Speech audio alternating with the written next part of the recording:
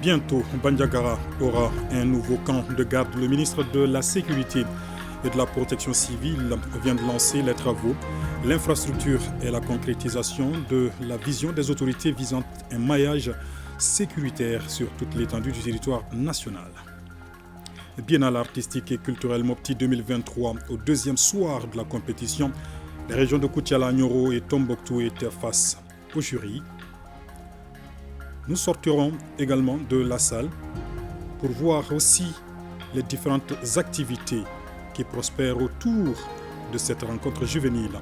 Le grand format de ce journal s'intéresse ce soir à la récurrence des accidents graves sur les routes nationales. Passagers et acteurs des transports s'expliquent. Beaucoup évoquent l'excès de vitesse comme cause principale de ces accidents.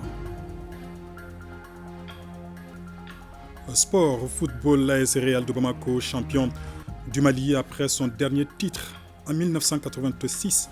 Les Scorpions ont dominé l'AS Black Star de Badalabougou 6-1 cet après-midi au compte de la dernière journée du championnat national de Ligue 1. Voilà pour les titres, mesdames, messieurs. Bonsoir. Pose de la première pierre du camp de garde de Bandiagara. Ce nouveau poste de commandement participe du souhait des autorités à assurer un maillage sécuritaire sur toute l'étendue du territoire national.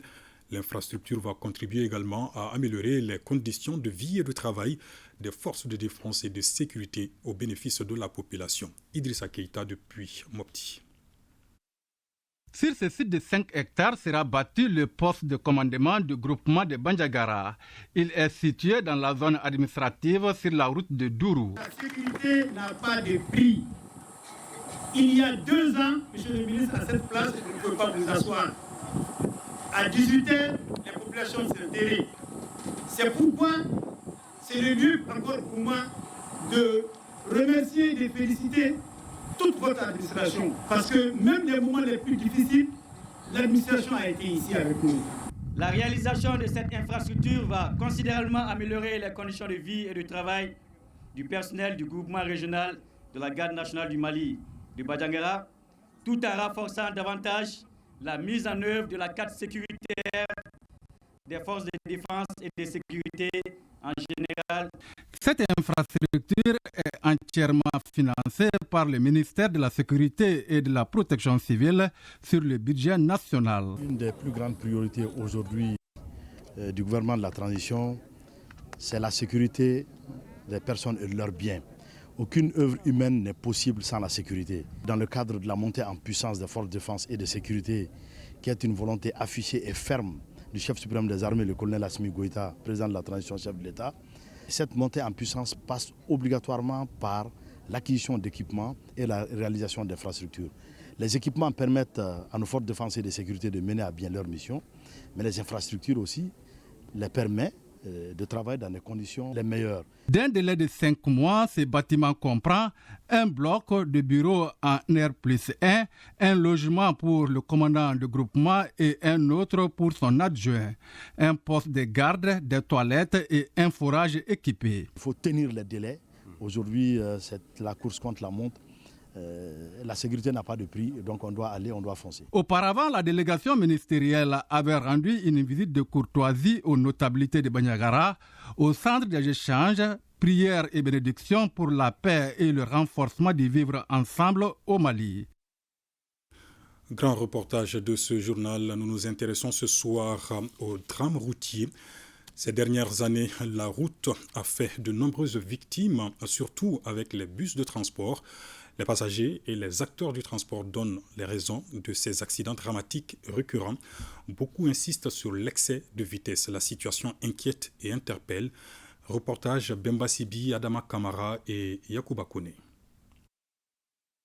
Là où la route passe, le développement passe. Mais dans le contexte malien, de plus en plus, là où la route passe, de nombreux passagers trépassent à cause des accidents de la circulation. On ne cesse de compter les morts suite à des accidents dramatiques de cars de transport voyageurs. Les usagers ont leur explication sur ce drame routier devenu récurrent. Je pense que les accidents sont dus au fait que les chauffeurs tentent de récupérer le retard accusé au moment des départs en roulant au-delà de la limite autorisée. L'excès de vitesse est à la base des accidents dramatiques. Tout à l'heure, j'ai vu un car faire un dépassement dangereux vers Konobougou. On est tous pressés et ce empressement influe souvent sur la conduite du chauffeur. Le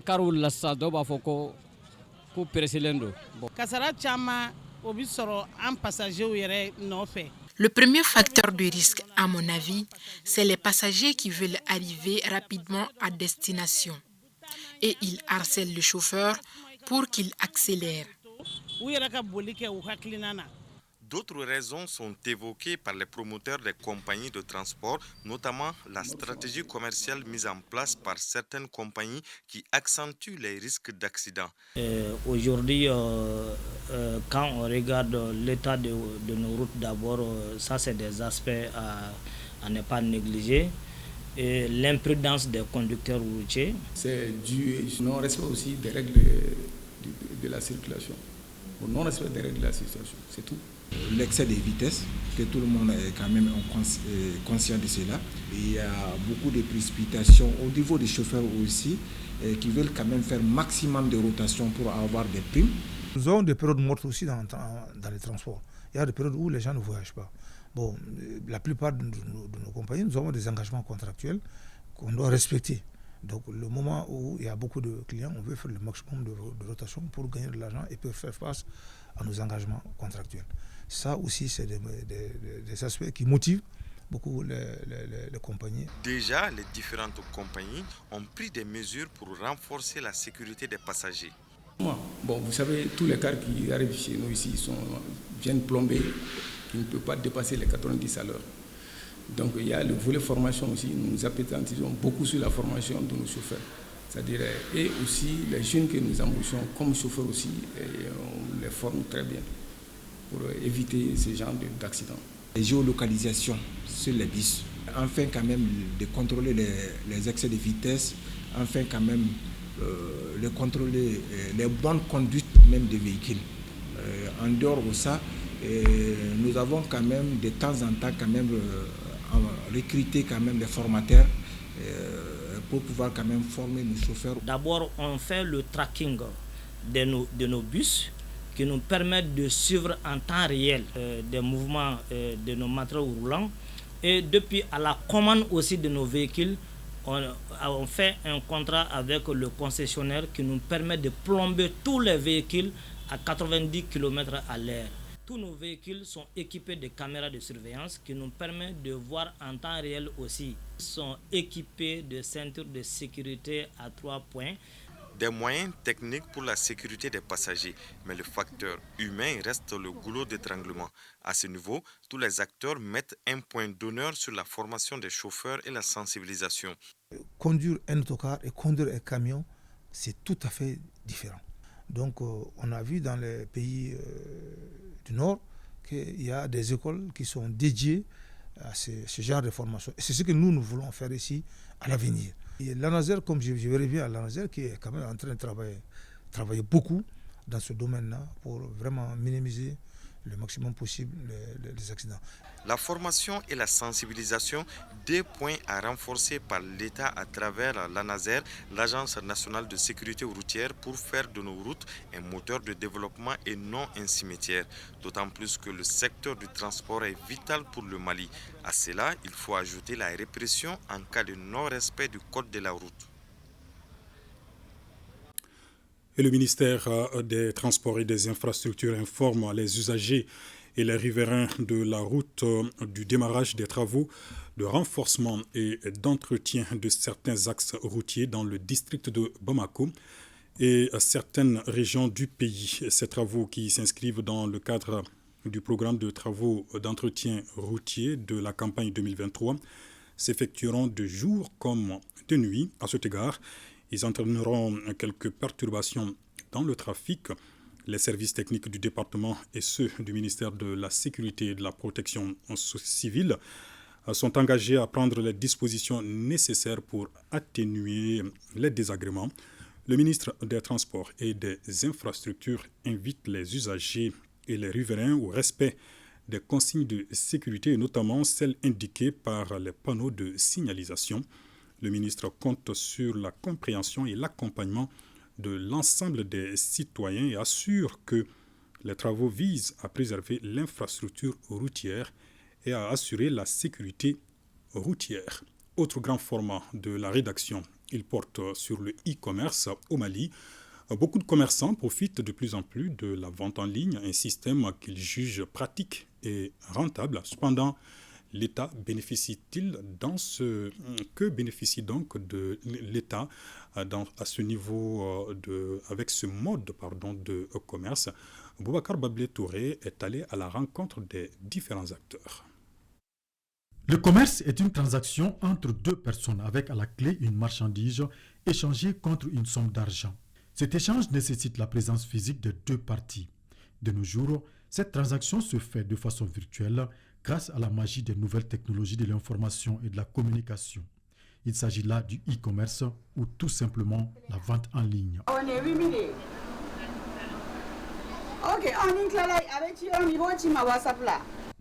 Il est pratiqué via des plateformes utilisées par les acteurs du domaine. Il y a deux genres de sites. Ce sont des sites qui sont à peu près, on peut dire, préfaits. Alors, ça ne nécessite pas beaucoup de connaissances en développement, en informatique pour pouvoir créer ces sites-là. Donc, ces sites-là, c'est-à-dire que quand tu viens, tout est déjà fait. Donc, ces sites sont à 4 étapes. On les appelle la page de capture, la page de vente, la page bon de commande et la page de remerciement. Cette nouvelle tendance qui est de plus en plus à la mode, comment les transactions se font entre commerçants et clients dans ce domaine?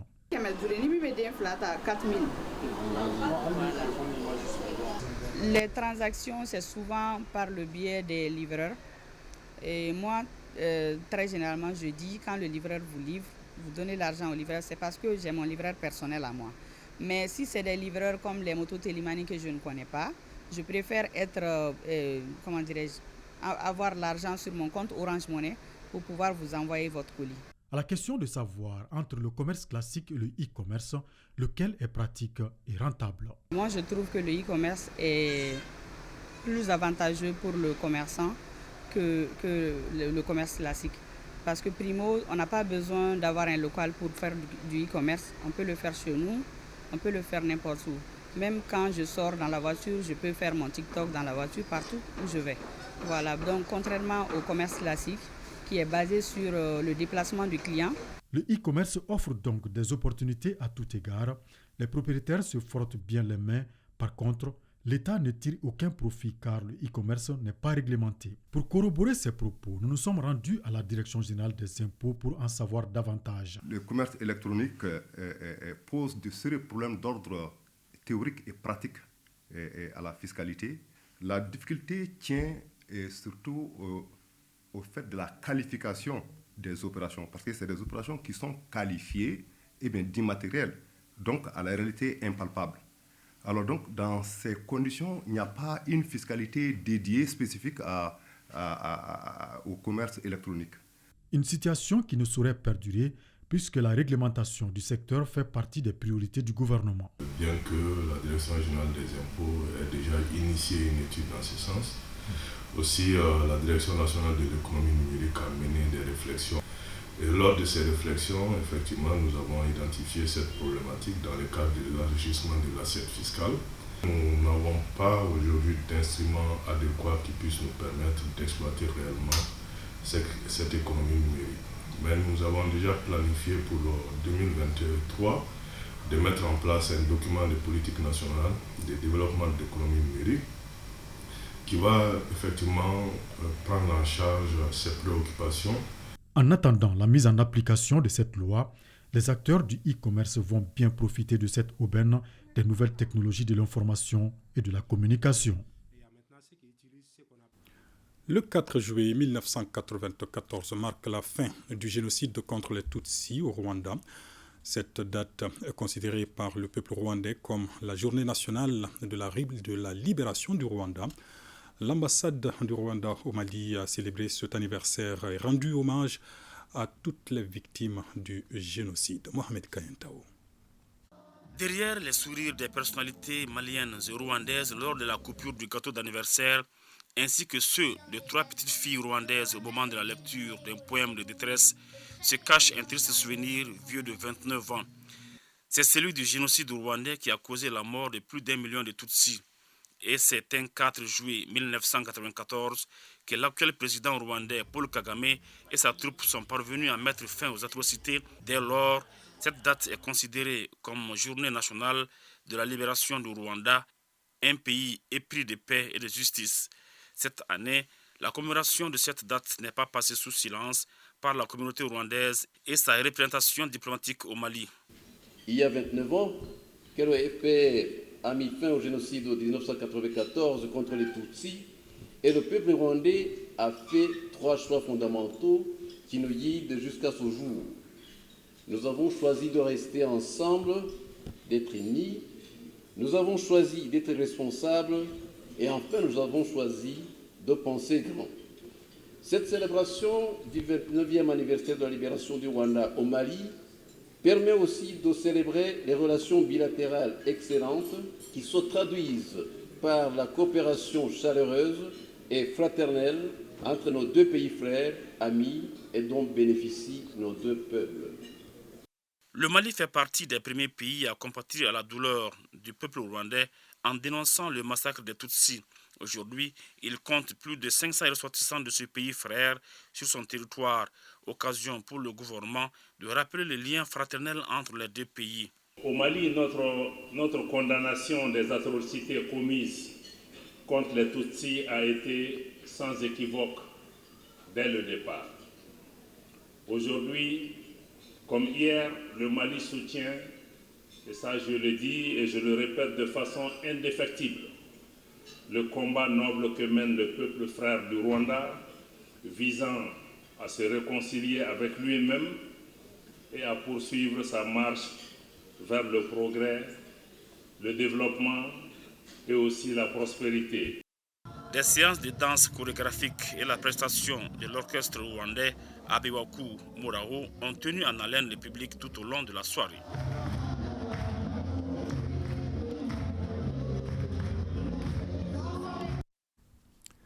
Visite de terrain du ministre de l'Environnement, de l'Assainissement et du Développement durable. Un déplacement qui vise à identifier les défis et les besoins spécifiques liés à l'assainissement. Occasion pour le ministre d'échanger aussi directement avec les acteurs locaux dans les communes. Agibou Koulibaly. Quelques jours après sa prise de service, le ministre de l'Environnement, de l'Assainissement et du Développement durable a décidé de faire de la problématique de la gestion des ordures dans le district de Bamako son cheval de bataille.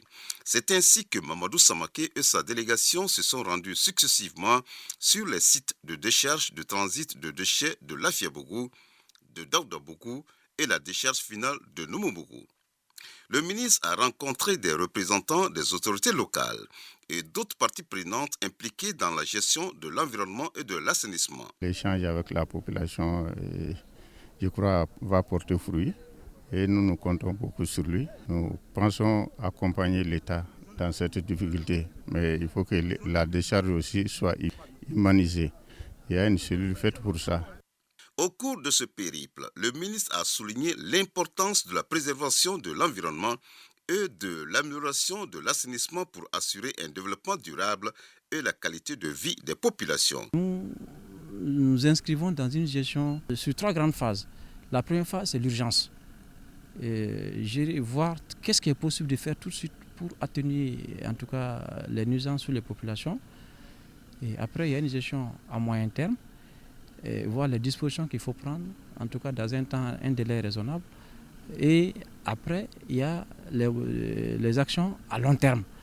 Ça, c'est vraiment mettre en place un mécanisme de gestion pérenne et qui va tourner de lui-même pour sortir de cette gestion d'urgence de tous les jours. Et la gestion des déchets solides de Bamako a été érigée en priorité par les plus hautes autorités la République. Le ministre Samaké d'encourager tous les acteurs à s'impliquer activement dans la protection de l'environnement et l'amélioration de l'assainissement en adoptant des pratiques durables telles que la gestion responsable des déchets. La Jeune Chambre internationale Mali dispose désormais d'un siège. Le bâtiment a été inauguré par le ministre de la Jeunesse et des Sports chargé de l'instruction civique et de la construction citoyenne. Un nouveau local qui servira d'espace de dialogue et d'orientation pour les jeunes. Foussine Tunkara. Désormais, c'est ce local qui accueille la Jeune Chambre internationale Mali. Le premier responsable du département de la jeunesse et des sports conduit la délégation qui visite les lieux. Ce nouveau siège de la JCI Mali est situé dans l'enceinte du complexe des jeunes de Sogoniko en commune 6 du district de Bamako. Son obtention est une prouesse pour le président national de JCI Mali. L'inauguration de ce siège va permettre à ce que nous soyons beaucoup plus accessibles pour les personnes que nous servons, à savoir les communautés, à savoir la jeunesse malienne. C'est encore dans le processus de construction de notre organisation et faire en sorte que nous puissions rendre beaucoup plus de services à nos membres et aussi que nous puissions avoir des relations de collaboration. C'est avec une double casquette, d'abord en sa qualité de ministre en charge des questions de jeunesse et de son statut d'ancien président du JCI, que Abdul Kassim Ibrahim Fomba a honoré de sa présence à cette cérémonie d'inauguration. Nous avons une mission ici, c'est d'unir et d'engager tous les jeunes du Mali autour d'un idéal. C'est la mission qu'on m'a donnée. Et cette mission-là, c'est d'accompagner le processus de refondation de notre beau pays avec des jeunes engagés, responsables et bâtisseurs. Ce moment solennel est aussi un symbole fort de notre engagement envers la jeunesse malienne et de notre volonté de renforcer les capacités de mettre à disposition des cadres adaptés aux besoins du plein épanouissement des jeunes. Des témoignages de ceux qui ont posé les jalons de la Jeune Chambre internationale Mali ont été d'un apport considérable pour rendre plus agréable cette cérémonie. Ces anciens se réjouissent de voir la relève assurée avec brio. Des experts de la santé en conclave à Bamako, c'est à la faveur du lancement du réseau dénommé SONU, un réseau qui intervient dans la santé, reproductive. Objectif, contribuer à la réduction du taux de mortalité et de morbidité dans les campagnes. Boubacar Kanouté. SONU, un système de santé efficace, une nouvelle alternative pour la prise en charge adéquate des patients vivant dans les milieux périurbains. Ce réseau permettra de reconforter les indicateurs du pays en matière de la santé publique. Une volonté affichée des plus hautes autorités du pays avec leurs partenaires UNFPI. Ils envisagent à travers ce nouveau réseau qui vient d'être porté sur les fonds baptismaux de s'attaquer aux maux qui minent le plateau sanitaire du pays et de réduire considérablement le taux de mortalité et de morbidité. Son nom, qui constitué avec la planification familiale et le couchement assisté par les personnes qualifiées, l'une des stratégies clés de lutte contre la mortalité maternelle et néonatale. Grâce à la prise en charge des complications responsables de décès de mère et de nouveau-nés. Toutes les réformes sont les bienvenues si elles permettent de soulager la souffrance des concitoyens, estime le secrétaire général du département de la santé et du développement social, avant de saluer cette approche novatrice qu'est le SONU. Nous demandons à chaque personnel de santé de créer des actions novatrices, innovantes à cette population malienne qui a tant souffert, l'accès bien entendu aux soins de santé, puisqu'il s'agit de cela, la couverture sanitaire universelle. L'opérationnalisation de ce réseau permettra de couvrir les 70% de la population à une heure de trajet, près de 96% en 2 heures. Un grand ouf de soulagement pour les femmes qui parcourent souvent des kilomètres pour aller accoucher dans des conditions moins réconfortantes. Tenu ce mercredi à Caille du Forum régional d'information, d'échange et d'appropriation de l'agroécologie paysanne. C'est une initiative de la Coordination nationale des organisations paysannes du Mali. Les détails, c'est avec Kansouto Kanoté. Au Mali, l'activité agricole occupe 80% de la population rurale, dont la production est en majorité tributaire des conditions climatiques, lesquelles exposent la population à des crises alimentaires. Cependant, les producteurs maliens ont su souvent faire face aux perturbations climatiques par des techniques dites agroécologiques qui pourraient être davantage vulgarisées à l'échelle locale, nationale et internationale, d'où la tenue de ce forum régional dans la cité des Rails. Donner les compétences aux paysans pour qu'ils soient en capacité de produire par leurs propres efforts et Aujourd'hui, je pense qu'avec la flambée des prix des intrants, l'histoire nous donne quelque part raison. Donc c'est la raison pour laquelle nous voulons aller à une autre échelle, essayer d'aller plus en profondeur, aller au contact de nos communautés au niveau local pour leur donner les informations. On a des gens dans toutes les régions qui peuvent faire des formations pour les paysans. Selon le président de la CENOP, le choix porté sur Caille pour abriter ce forum régional n'est pas un hasard. C'est dans la région de Caille que nous avons vu les premiers réseaux d'organisations se structurer pour essayer de parler des questions de politique agricole au niveau de ce pays-là. Et donc pour moi, c'est aussi un moyen de rendre hommage à la région de Caille. Les produits qui se trouvent sur le marché, 2 et 3 jours seulement, les produits s'écoulent, surtout la tomate. C'est grâce à l'engrais que nous on veut aujourd'hui que toutes les Malis retournent à l'agroécologie, qu'on puisse trouver des bons légumes sur le marché pour éviter des maladies compliquées. Durant 2 jours, les modules qui seront dispensés aux participants sont entre autres l'agroécologie paysanne, définition du concept, origine de l'initiative, principes, enjeux et défis, l'agroécologie paysanne, formation et conseil agricole, quelle articulation. Les derniers pèlerins de la filière gouvernementale arrivent ce soir à Bamako aux environs de 21h. L'édition 2023 du Hajj s'est bien déroulée dans l'ensemble malgré quelques difficultés liées à l'accomplissement du 5e pilier de l'islam. On note 7 cas de décès, de mort naturelle. Ces informations sont données par le délégué général Dr Abdul Fattah Sissé qui tire le bilan du Hajj 2023. Il est au micro de nos envoyés spéciaux Soumaïla Berté, Youssouf Samaké et Abdoulaye Diop. Aujourd'hui, on peut confirmer que l'ensemble des pèlerins maliens de la filière gouvernementale ont déjà quitté la Mecque. Il y en a qui ne sont pas encore arrivés à Bamako, mais ils sont en route. Donc, alhamdoulilah, Dieu merci, ça s'est très bien passé à Médine, à la Mecque, et même Mina, Arafat, Mozdalifa. Tout était bien passé. Il y a eu une nette amélioration cette année. C'est qu'on peut dire que cette année, il y a eu beaucoup de difficultés parce que compte tenu du nombre de pèlerins cette année, il y a eu environ plus de 4 millions de pèlerins cette année. Donc c'était vraiment une année de défis. Mais ça s'est très bien passé. Il n'y a pas eu de... il n'y a pas eu de problème à Mina et Arafat.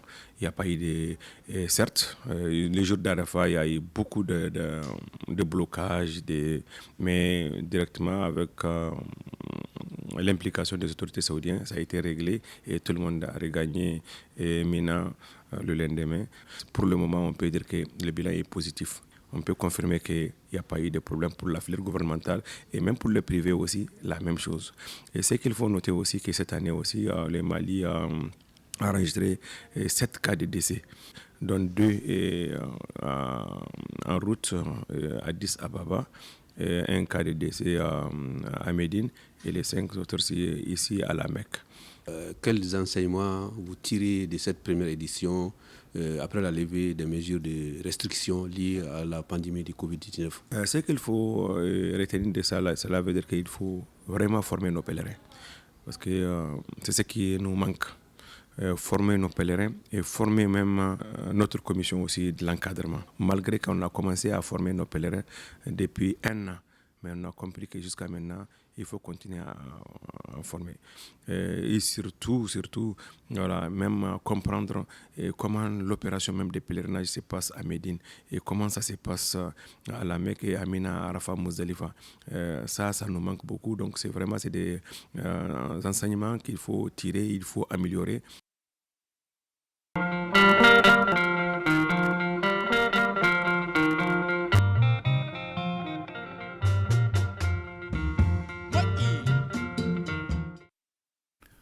Biennale artistique et culturelle Mopti 2023. Hier, les régions de Koutiala, Nioro et Tombouctou étaient face au jury.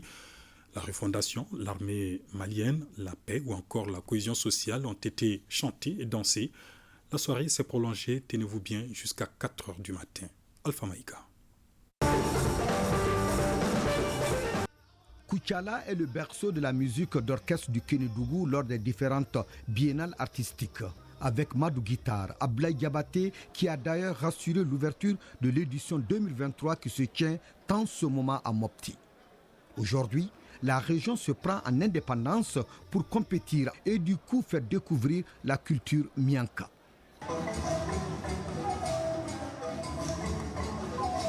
La pièce de théâtre se passe à Bendougou, autrement dit le village de la paix. On nous fait revivre tout simplement la cohésion sociale au sein de l'armée malienne, avec un jeu collectif où on respecte la politesse de l'acteur, à savoir connaître son texte, bien le dire et se faire comprendre.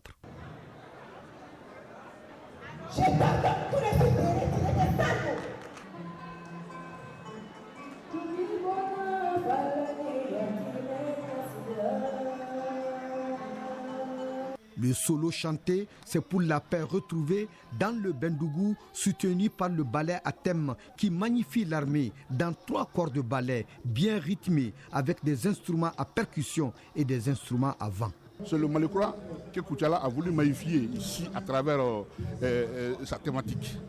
Et vous avez vu, vous avez compris que tout ce que Koutiala a véhiculé comme message aujourd'hui a son importance dans le Mali actuel.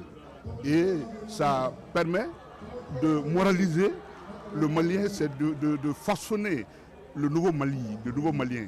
Donc Koutiala, je peux dire qu'il est presque en avance sur beaucoup de régions. Direction la région de Nioro du Sahel, mais nous sommes dans la Vénus malienne sur les planchers de la salle Soribamba.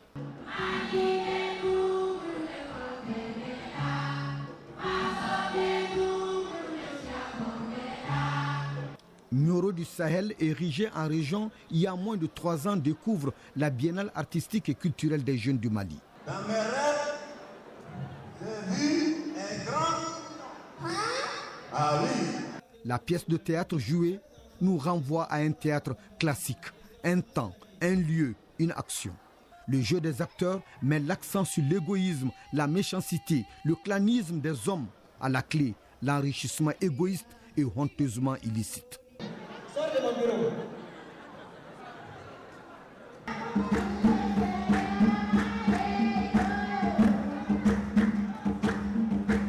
La danse traditionnelle, une danse morte au cours d'une cérémonie de mariage, c'est avec expression corporelle, gymnastique, élégance, soutenue par des instruments traditionnels du terroir. Malgré que Nioro est une nouvelle région, mais elle a montré qu'elle emboîte les pas aux autres régions et qu'elle a compris le message de ce grand Malikura qui aujourd'hui, cette biennale, offre une tribune.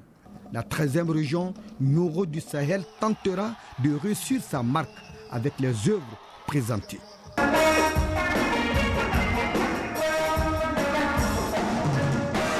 Ici, avec la troupe artistique de Tumboutou. Tumboutou et les biennales, c'est une histoire d'amour depuis 1980, 6e biennale artistique et culturelle que la région a découvert, ce grand rassemblement des jeunes du Mali en art et culture.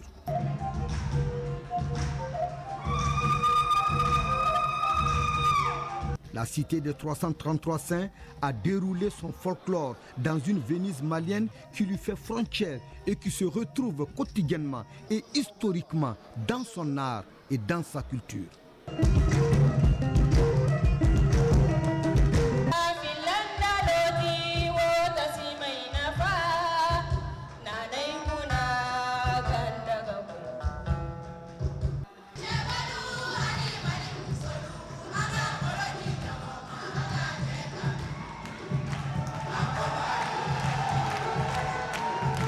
Dans ce mouvement d'ensemble, c'est le cœur, à travers un dispositif de 40 filles et 15 garçons. Tumboutou chante le Mali. Et la pièce de théâtre, comme un miroir, reflète sur les planchers les mots qui minent notre société.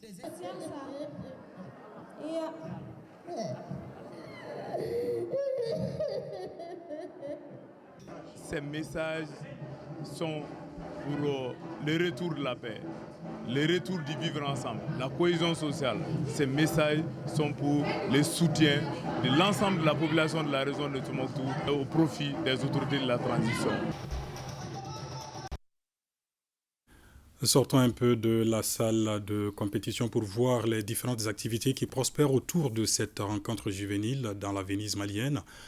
Le petit commerce a particulièrement le vent en poupe, qu'il soit cargotier, vendeur de café, de galettes, bref, chacun se frotte bien les mains et les chiffres d'affaires augmentent. Notre équipe de reportage dirigée par Awa Ditma Kamara a fait un tour assez varié, mais aussi à Mopti.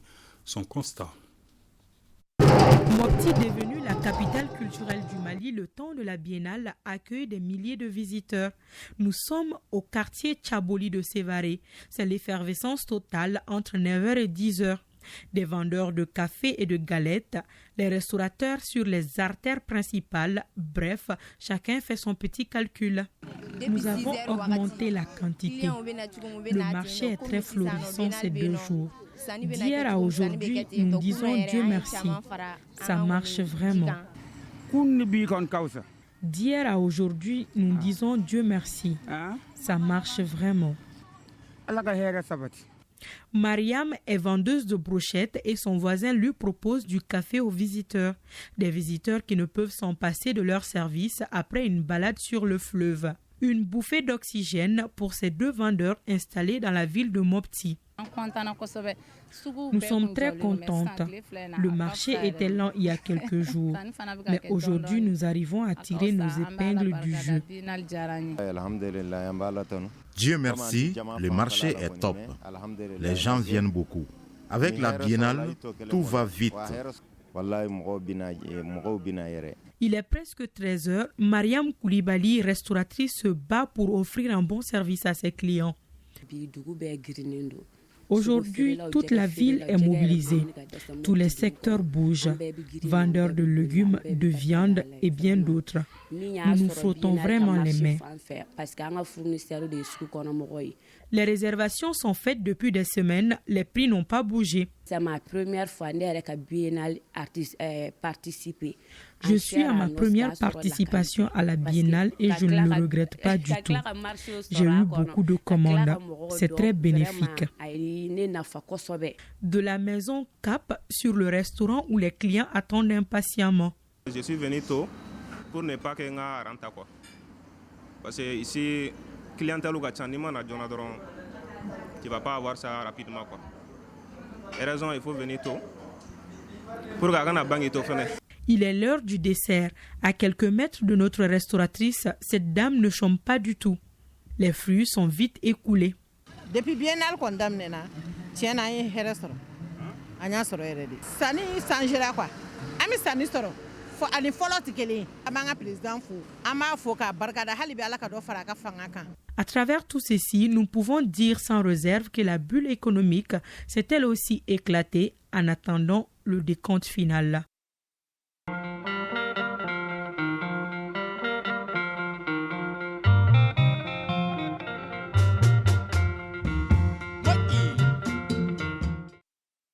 Suite des compétitions, rendez-vous ce soir dans la salle Soribamba de Mopti avec les troupes régionales de Koulikoro et Djouela. Et puis à suivre après cette édition, le journal spécial consacré à la biennale artistique et culturelle, une présentation de Awa Ditma Kamara avec la coordination éditoriale de Garibou Pérou depuis Mopti, ce qui nous conduit au dossier culture de cette édition Cap sur Tombouctou. Des 16 mausolées de la ville classés patrimoine mondial par l'UNESCO. Parmi les 333 figure le Saint Al-Imam Saïd, entouré de mystères. En 2012, son mausolée a échappé aux forces obscurantistes. Téné, chaque année, les communautés de Tombouctou l'approchent pour un hivernage abondant, d'où le nom du patron de la pluie. À la découverte du Saint Al-Imam Saïd, c'est avec Yeya Tondina.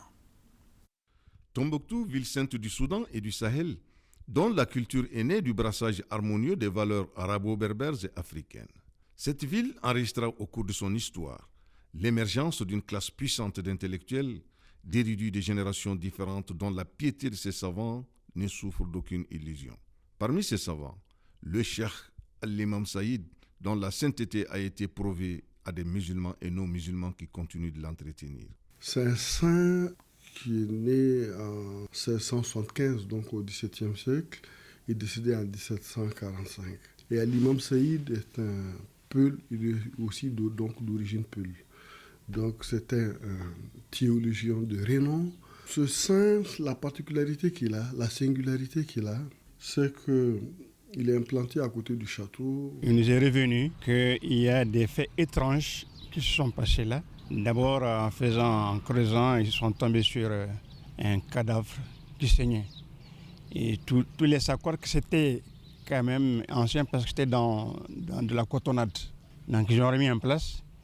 Quand il a fait ses calculs, l'emplacement de son château, c'était juste au niveau du sein là. Il ne savait pas ce que c'était. Il dit, bon, on manœuvre, démolis-moi cette motte de terre là parce que c'est là. Je lui ai dit, on ne peut pas. Hein. Il dit, mais c'est quoi? Il dit que c'est un sein. Il dit, on va vous amener chez les responsables. Quand il les a amenés chez les responsables, ils ont dit, bon, vraiment, lui là, c'est un saint. Nous n'avons aucun moyen de vous empêcher de le détruire. Mais si vous n'y touchez pas, ça nous aurait fait plaisir. Parmi les 16 mausolées classés patrimoine mondial de l'UNESCO sur les 333 que compte la ville, figure celui de Cheikh Saïd ou Seydou, situé en plein cœur de la Médina et connu sous le nom du Saint du Château. Le mausolée de l'imam Saïd a été réhabilité 2 fois par des non-musulmans. Donc quand on faisait le premier dispensaire de la ville, Auguste Dupuis Yacouba, qui a fait le premier dispensaire de la ville aux alentours de 1898, 1895-1898, le mausolée de Cheikh Al-Imam Saïd était là en banco. Il l'a refait en mettant des pierres à l'or. Deuxième fois, quand il y a l'adduction d'eau de la ville en 69-70, il l'a protégé avec un barbelé. Et il a dit, l'ingénieur français a dit, dans tous les pays où il a eu à faire des châteaux d'eau, il a eu des accidents de travail. Déjà, les Tombouctiens lui ont dit ici que rien ne se passera parce que le château, le saint protège l'endroit. Donc à la fin des travaux, quand il a constaté lui-même que tout s'est bien passé, donc lui-même, il a non seulement refait le mausolée, mais il l'a entouré d'un barbelé. Il épargna à la barbarie des forces obscurantistes de 2012 et continue de fasciner l'imaginaire des résidents et visiteurs. Bon, en fait, c'est parce que ce n'était pas très exposé.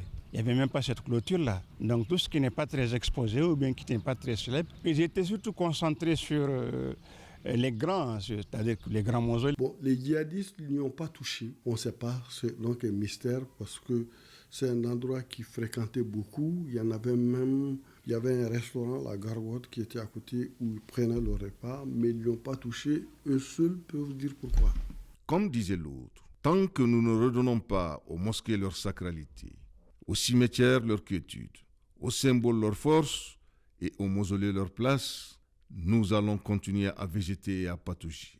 Al-Imam Saïd est toujours approché lors de l'hivernage, autre fait qui montre sa sainteté. C'est un des saints patrons de la pluie. On le consulte à l'approche de l'hivernage pour demander que Dieu fasse que l'hivernage soit... Autre chose qu'on dit de Cheikh Al-Imam Saïd, il est à côté de l'hôpital. Quand une femme part au dispensaire, à la maternité pour accoucher, tradition Tombouctou, si la femme accouche avant d'arriver à l'hôpital, à la maternité, il est d'usage qu'on lui donne le nom de Al-Imam Saïd ou Seydou. Voulant percer le mystère de cette ville, on se rend compte que tout est mystère et mystérieux. Tombouctou ne se raconte pas, elle se vit, selon le chercheur Abitbol.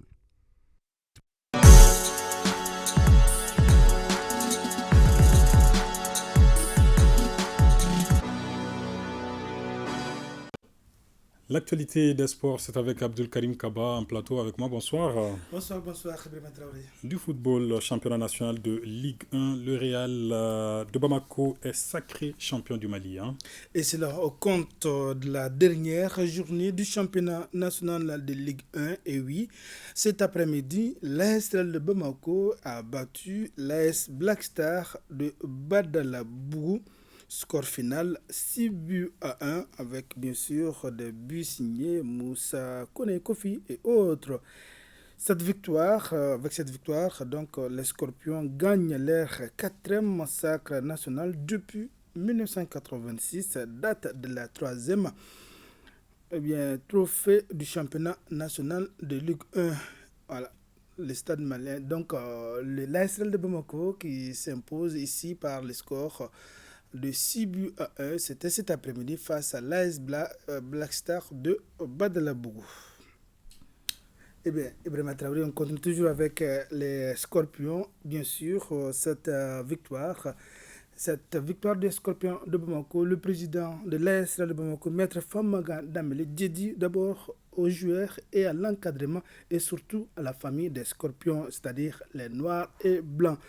Eh bien, nous écoutons Maître Famagan Damele, il est au micro de Aridjouma Tina.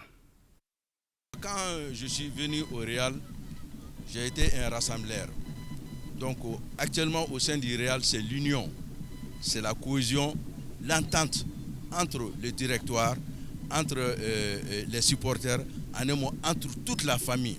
Vraiment, il n'y a plus de division au sein du Real et c'est le résultat aujourd'hui est là. Franchement, je tiens à féliciter les jeunes, ils ont mouillé le maillot.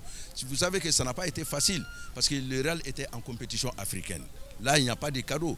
Le Real est venu poursuivre le championnat. Les joueurs physiquement étaient fatigués. Malgré tout ça, vraiment, ils ont pu mettre le Real à pied. Vraiment, moi, je ne fais que les féliciter. Et surtout, l'entraîneur, je félicite l'entraîneur vraiment pour son expérience. Avec cette victoire, donc, l'ASL de Bamako gagne son 4e trophée après le 3e remporté en 1986. Entre autres résultats de cette dernière journée, cet après-midi, donc, Yellow Olympique et Djoliba AC, victoire de Djoliba, 4-1. Binga FC AS Bakaridjan de Baraouli, Binga s'impose par le minimum d'1-0. Le club olympique de Bamako a été dominé par AFE, 4-0.